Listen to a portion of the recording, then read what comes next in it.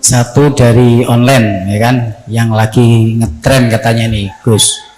Jadi sekarang ada katanya haya alat jihad. Oh, provokator.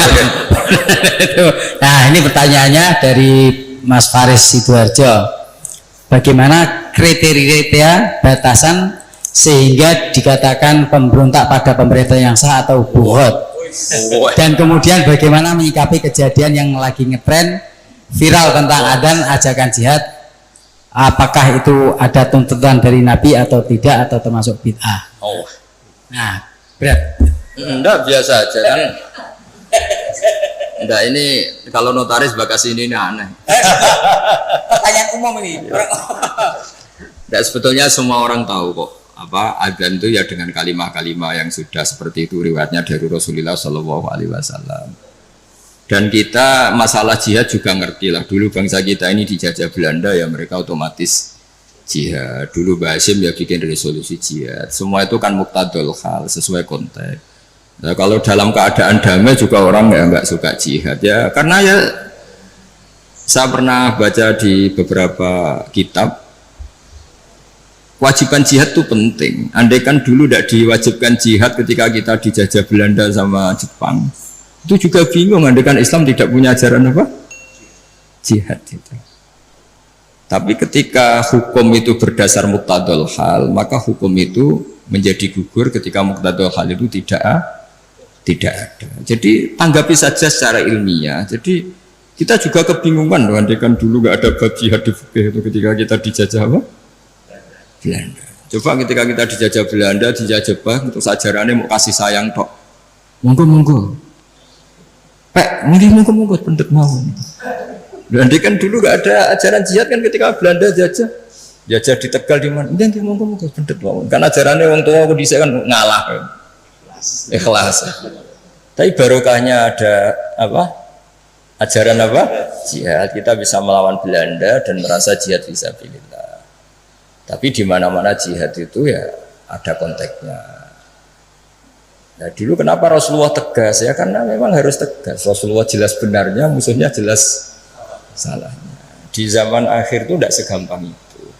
Jadi ini nggak usah jadi jawaban yang perlu dibentur-benturkan, biasa saja, normal saja. Saya dengan Mas Imam ini ya karena dia tamu tak hormati gitu.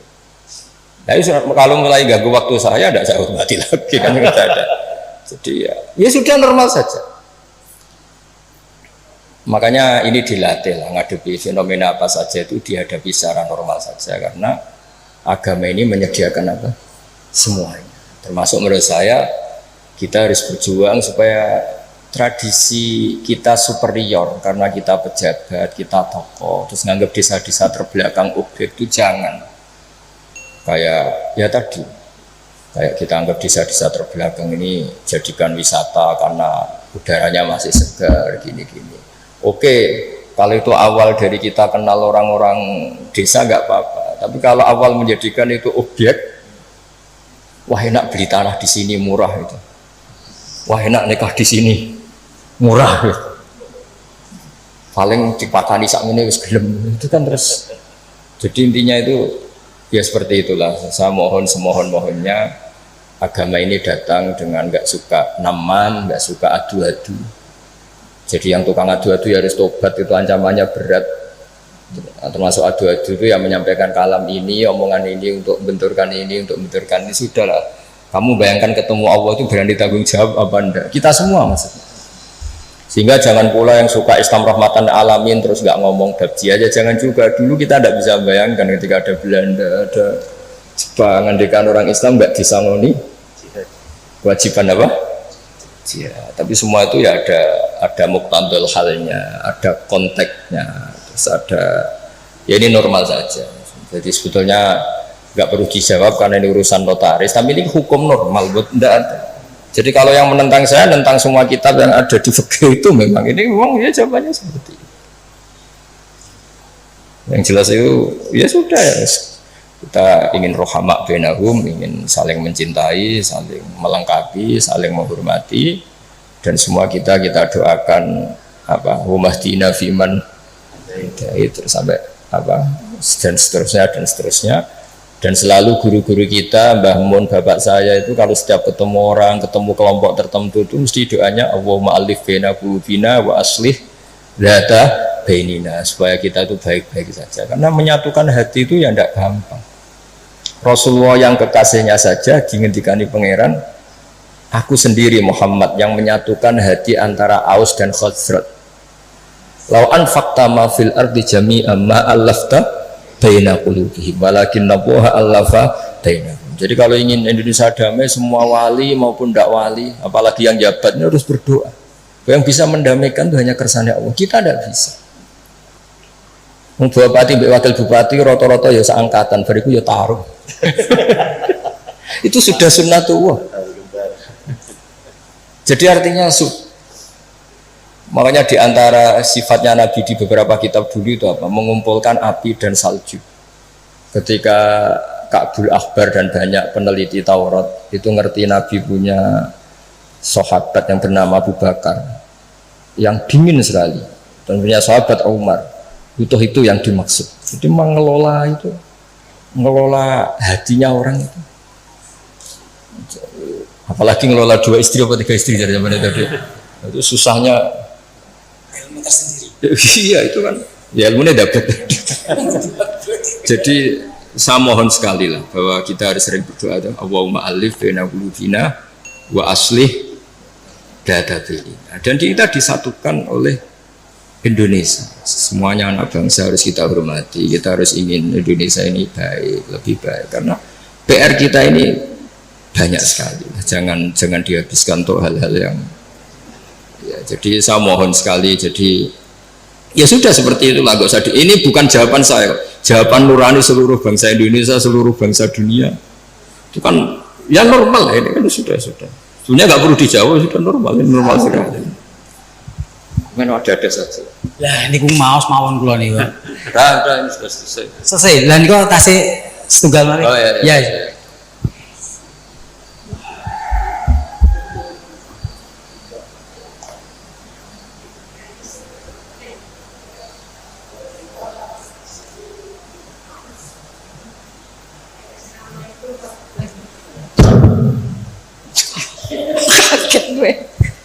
Baik, terima kasih. Assalamualaikum warahmatullahi wabarakatuh. Sebelumnya kenalkan, terlebih dahulu saya Esti Apung, kebetulan juga saya sebagai koordinator tablik, bidang tablik di NMI, Notaris Muslim Indonesia.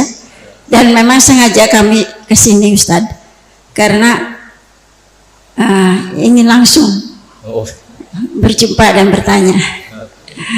Harusnya di Sukabumi, tapi kami sengaja dari Jakarta ke sini. Dari habis sholat subuh langsung ke sini. Oh, keren dong. Ya. Kalau ini dekat kok. Jadi sampai sekarang belum makan Ustaz. Lapar. Jadi saya mau tanya tadi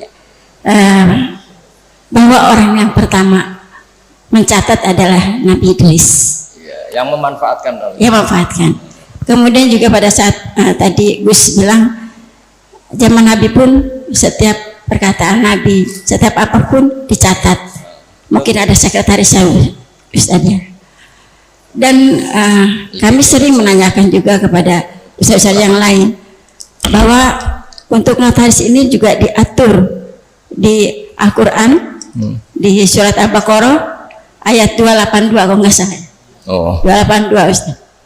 Nah itu bagaimana kaitannya dengan peristiwa-peristiwa yang telah Allah berikan kepada Rasul-Rasul, dan sehingga pada saat terakhir, kitab terakhir disebutkan bahwa setiap ada perjanjian atau apapun yang dilakukan oleh manusia itu harus dicatat dan disaksikan oleh 2 orang saksi. 2 orang saksi itu kalau perempuan maka sama dengan satu laki-laki sama dengan 2 orang perempuan.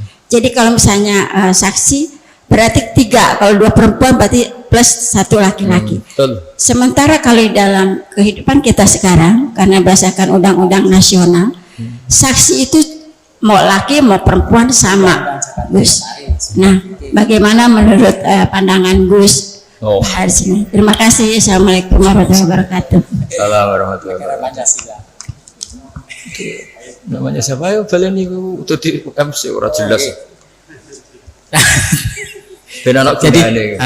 Jadi tadi pertanyaannya Gus, intinya tentang masalah persaksian dalam suatu akad. Di situ kan mungkin tidak ada yantum terus di situ bisa hadatain. Nah, dua orang saksi. Nah, undang-undang jabatan notaris itu mengatur bahwasanya ketika ada suatu transaksi itu cukup dengan dua saksi, mau itu perempuan-perempuan maupun laki-laki dua. Nah, sementara tadi yang beliau ketahui di ngaji-ngaji di pengajian, kalau seandainya saksi perempuan harus dua, kalau seandainya mewakili laki-laki. Begini ya santai mawon ya. Niki kan, niki biasa derek Mbah Mun kemarin sudah ke saya provokasi. Santai mawon gini ya. Ini termasuk di antara kesalahan kita kadang bandingkan hukum fikih Islam dengan tatanan modern. Sebetulnya masalahnya anda harus ekstrim itu gitu. Karena sesuatu yang nggak perlu dibenturkan ya nggak usah dibenturkan, ya biasa aja, hanya biasa aja begini. Sebetulnya ayat itu kan ada terusannya farojulu wa mro'atani mimman tardona minasyuhada. Ukurannya apa? Misalnya antadilla ihdaruma fatudzakkira ihdarumal ukhra. Jadi Abu Hanifah itu sangat longgar dalam bab usul fikih.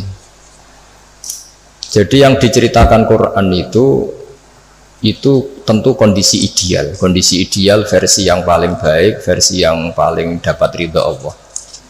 Tapi selalu saja, saya ulang lagi, selalu saja ada ruang di mana orang-orang ahli fikih bikin kaidah ma la yudraku kulluh la yudraku kulluh. Jangan kalau tidak bisa ideal terus sama sekali. Jadi kalau tidak bisa a'lal kamalat, jangan sampai tidak di adnal kamalat. Misalnya begini, kalau nuruti ideal, saksi itu harus adil. Adil itu orangnya nggak pernah dosa besar, nggak sering dosa kecil. Mana ada orang sekarang seperti itu? Terus saksi itu orangnya harus begini-begini. Nak nuruti istri juga gitu, kalau nuruti kriteria itu harus gitu. Nggak ketemu. Li jamali harus cantik, wamali harus punya uang, harus punya nasab, punya agama. Pasti yang seperti itu tidak mau sama kamu kan gitu. Jadi, nah lalu inti daripada kesaksian itu qat'un niza. Ada kepastian kalau sengketa ini menang ini, karena ini ada saksinya, yang lain tidak ada saksinya, atau yang satu saksinya kuat, yang satu tidak kuat. Itu saja sebetulnya kebutuhan dalam konflik itu qat'un niza. Soal syurohnya persis apa enggak, ya kita yakin yang digambarkan Quran itu kelas A, adnal a'lal kamal. Yang kita lakukan itu adnal kamal, karena mau tidak mau. Saya ulang lagi, mau tidak mau. Dulu itu malah kalau nuruti persis, kalau sengketa itu disidangkan harus habis asar. Dulu orang masih normal, kalau habis asar itu kan mau surup itu, mau matahari tenggelam. Itu zaman orang era soleh, itu mau surup itu kayak apa kiamat. Terus perasaannya orang sampai cacilik kan mlebu omah, sapi pitik kan mlebu omah. Saiki ora ya, surup-surup malah nggo mlaku-mlaku tinggo ngabuburit. Nah, dulu enggak, bayangkan dulu itu enggak ada listrik. Enggak ada listrik, terus orang itu kayak histeris setiap mau ngadepi apa malam itu. Karena enggak ada. Sehingga supaya orang itu takut akhirat, takut kematian, kalau ada sidang penting disuruh habis asar. Ini kalau menurut cerita Quran. Makanya kan di Quran itu ketika ada dua orang itu bersaksi fayusimani billah la syaitan dari fayu ba'da sholat itu disuruh apa? Habis sholat apa? Asar. Jadi dulu itu orang itu sampai seperti itu. Tapi sekarang eranya rubah, orang itu profesional, ada jam ngantor. Jam ngantor jam 9, jam 10 itu waktu orang paling lupa mati. Kan dulu itu idzadatu bainikum da khadar ahadakum muntau taraka khairan alwasatu dan akrumna terus sak terus itu jadi dicari waktu paling orang itu gampang ingat akhirat, kemudian dia ada bohong mergo surup-surup. Makanya kalau orang dulu sudah umur sak Pak Arifin waktune wis asar, maksudnya wis meh gitu. Dan dulu itu ngefek betul sampai Nabi ngendikan jangan sholat habis asar, karena habis asar itu setan sedang mengangkangi di sisi ini. Itu makanya dulu terus dipakai kesaksian supaya orang itu takut.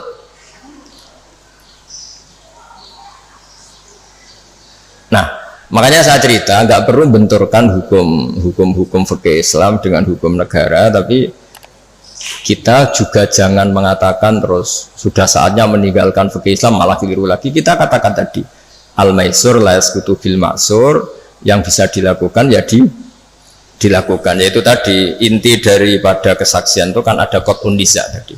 Kalau ada percekcokan ya kita tentu mihak yang punya saksi daripada yang tidak punya saksi, yang saksinya adil daripada yang saksinya fasik, yang saksinya banyak daripada yang saksinya sedikit. Ya sudah, itu yang apa ya, maksimal yang bisa kita ketahui.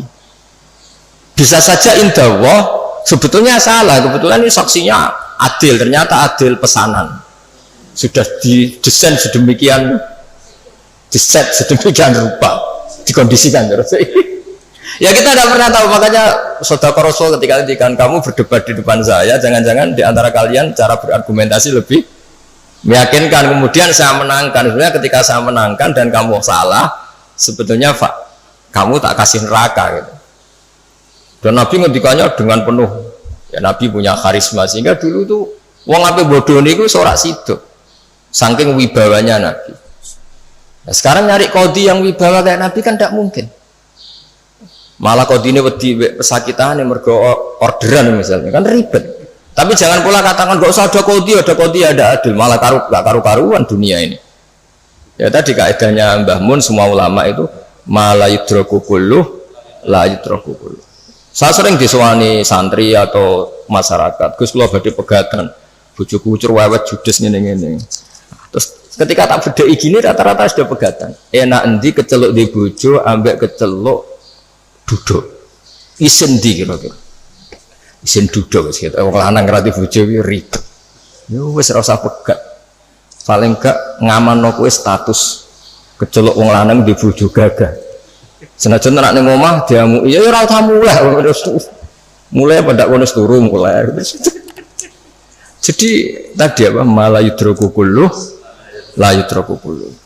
Jadi kesaksian itu kan gunanya itu tadi, kalau ada sengketa hakim ini gampang mihak mana kan. Ya sudah, kalau notaris itu nganggep perempuan ini cukup dalam kesaksian, ya sudah itu katakan hukum notaris. Tapi apa itu menghilangkan hukum Islam apa? Nggak usah gitu, itu nanti memicu. Senangannya kok memicu gitu. Ya kira-kira gitu ya. Masih ada waktu, Gus. Satu Kapan lagi. aja cerita. Ya kan enggak. Ya enggak apa-apa ya diterus. Oh itu masih ada itu. Silakan. Karena yang hadir itu spesial ya, jauh-jauh. Oh iya. Ya, kayak pemimpin itu harus hadir. Karena nuruti gitu, enggak ada ya. Yang kan pakai uang, enggak pakai uang enggak jadi tiba-tiba. Terima kasih.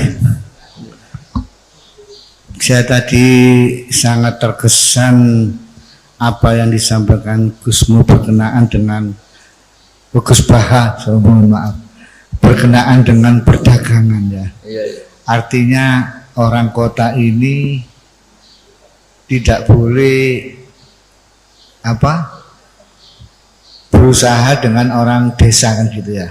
Dengan catatan ada kekhawatiran orang kota yang punya ilmu dan sebagainya ini merugikan orang-orang desa.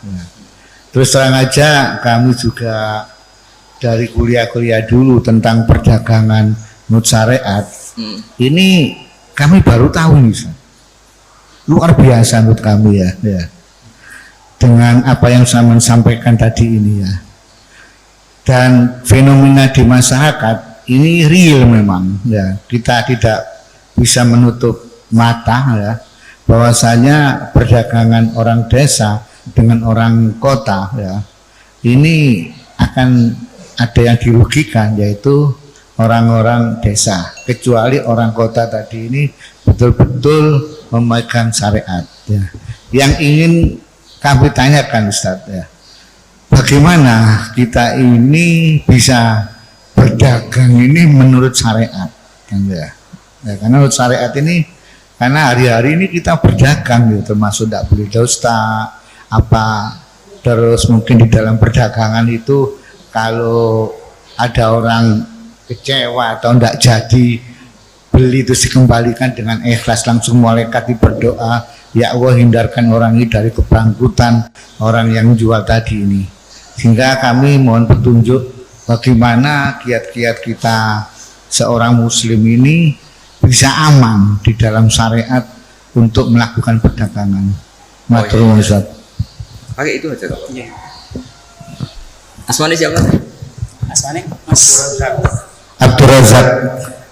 Gini Mas Abdul Razak ya, Bapak Abdul Razak. Jadi seperti yang saya ceritakan tadi, sebenarnya Nabi itu kan sangat mencintai semuanya, dan agama ini ad-dinu an-nasihah.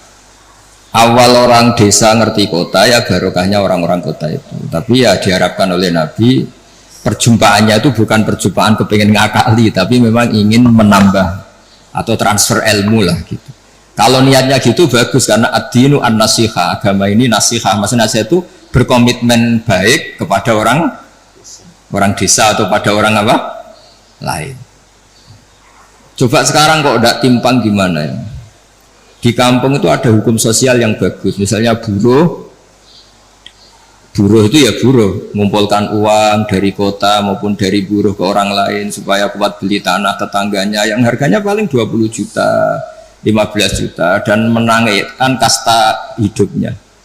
Tahu-tahu orang-orang kota mentang-mentang punya uang 1 miliar, 2 miliar, tanah di kampung itu sudah diborong, padahal miliknya orang Gunung Kidul diborong orang, nggak diapa-apain. Nah ini buruh-buruh kampung situ yang ingin beli hanya corong Jawa nempel, hanya ngambil kaplingan saja tidak mampu, karena setelah dimiliki orang kota nggak akan terjual lagi selain harganya apa? Mahal. Jadi itu dulu kalau zaman Sayyidina Umar ada orang beli tanah luas kok nggak digunakan, itu disita oleh negara. Harus dipaksa digunakan atau dipinjamkan atau apalah, yang penting tetap apa? Manfaat.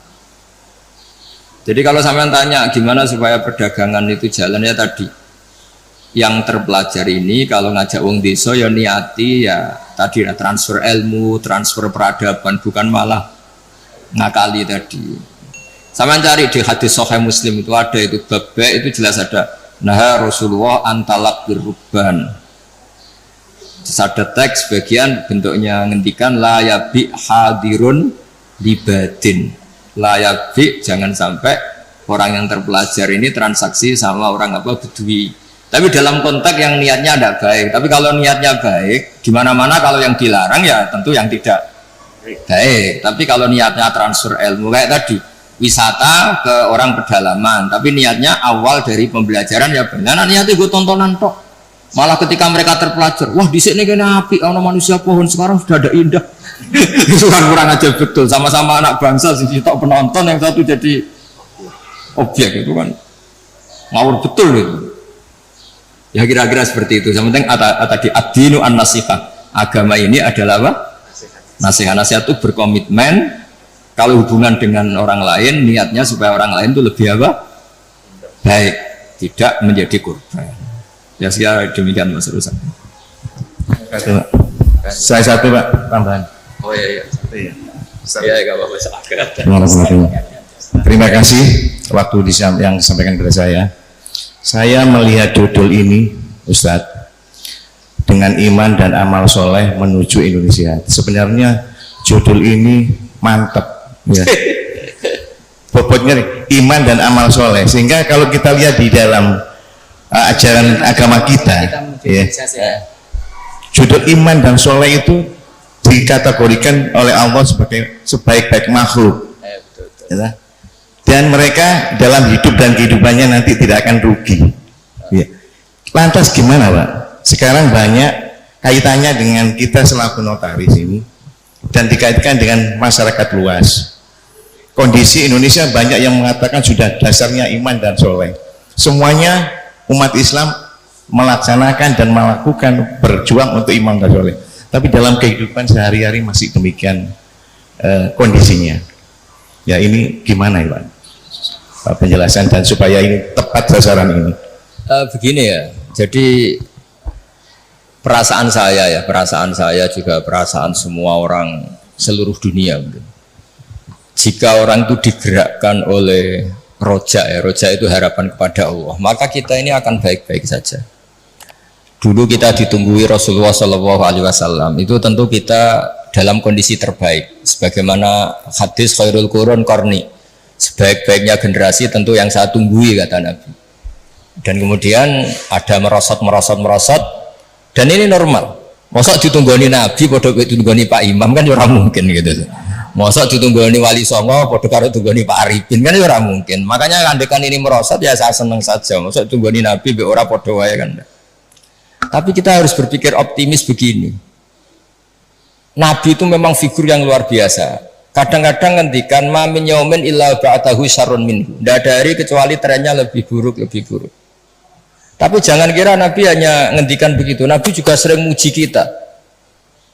Tuba liman amana bi walam yaroni. Cek bejane orang yang sebetulnya tidak menyaksikan saya langsung, tapi berusaha meniru saya. Ini kan luar biasa. Kita nggak dididik Nabi, nggak dididik sahabat, nggak dididik Wali Songo, mau dididik ustad. Kadang dididik mudin, wis gelem sholat, yo madhep ngulon, yo patang rakaat nak duhur, itu sudah luar biasa. Jadi bahkan sebagian riwayat itu Nabi ngendikan sab amarat ketika ngendikan tuba liman amana bi walam yaroni. Hebat betul orang yang iman kepada saya, sebetulnya dia tidak melihat saya. Bahkan Nabi pernah cerita, ini supaya sampean optimis. Asmane siapa? Pak siapa? Mukhtar ya? Ya Pak Mukhtar. Nabi itu pernah cerita begini Pak Arifin, siapa orang terbaik dari kalian yang paling iman? Terus kata sahabat, ya kita. Coro Jawa gini, bangkune kowe ora apik, wong roh aku tak didik aku. Ya roh ajarlah kamu baik, tak didik saya langsung. Ya malaikat yang di aras, kata Allah, wahai malaikatku, wajar dong kamu iman sama saya, wong kamu penjaga aras, tahu surga, tahu neraka. Akhirnya yang dipuji oleh Allah, oleh Rasulullah siapa? Orang yang surga ya tidak tahu percaya surga, neraka tidak tahu ya percaya neraka, apa saja percaya padahal tidak tahu. Ya kita ini.